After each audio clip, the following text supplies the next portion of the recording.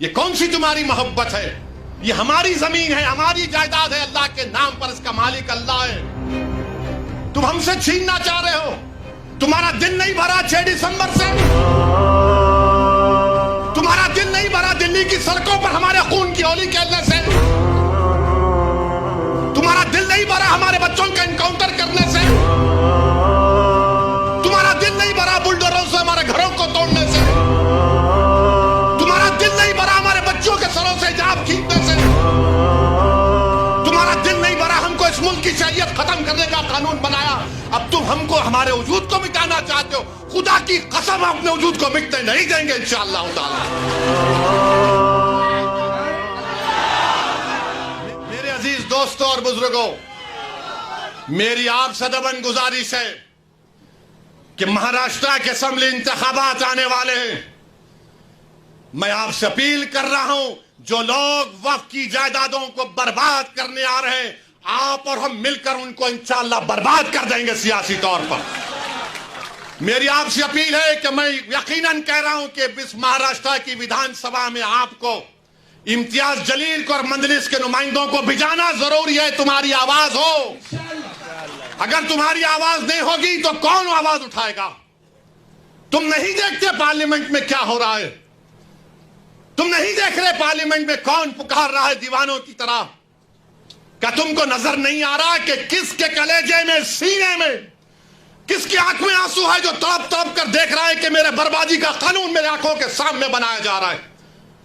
कौन होगा तुम्हारी आवाज को? छोड़ो इन चीजों को।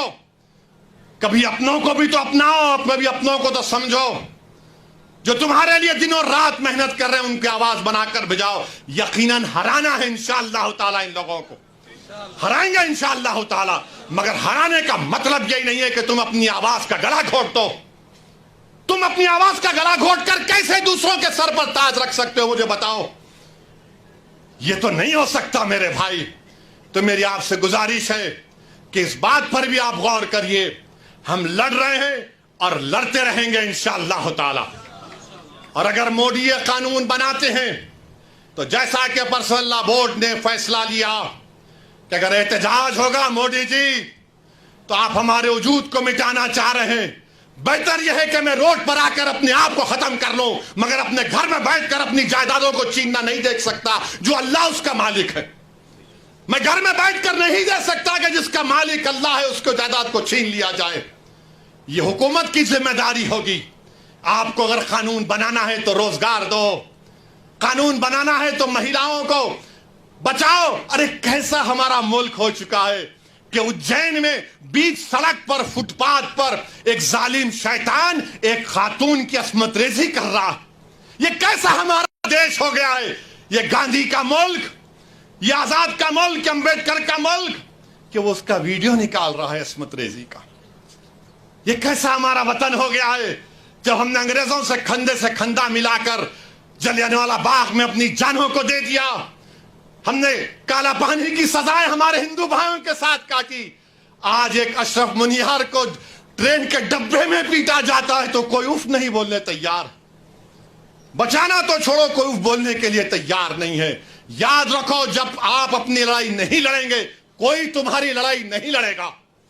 तुम्हारी लड़ाई तुमको लड़ना पड़ेगा। तुम 70 साल से सोच सोच कर धोखा खा चुके हो कि कोई और हमारी लड़ाई लड़ेगा।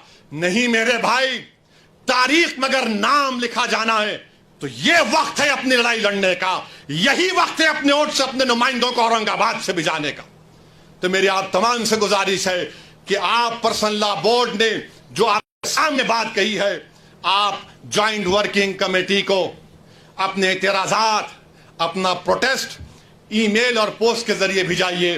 15 सितंबर आखिरी तारीख है और अल्लाह से कसरत से दुआ करिए कि परवरदिगार तो हमको जिंदा रखकर ये नजारे मत दिखा कि हमारी जमीनें जिसका तू मालिक हमसे छीन ली जाए। अल्लाह से हम गिड़गिड़ा कर सरबसूद होए, से गिड़गिड़ा कर भीख मांगे। इत्तेहाद पैदा करिए।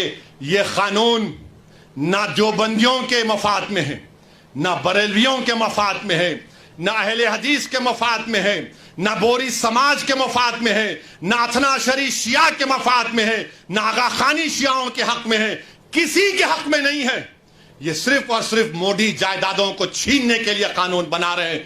अल्लाह इन जायदादों की हिफाजत करे, अल्लाह हमको इतनी इत्तेहाद पैदा करे कि मुत्तहदा तौर पर इस कानून को रोकें, और अल्लाह सुब्हानहू व तआला इन ऐसे हुकूमतों को, ऐसे पार्टियों को अल्लाह सियासी तौर पर इंतखाबात में इनको शिकस्त दे, बदतरीन शिकस्त दे।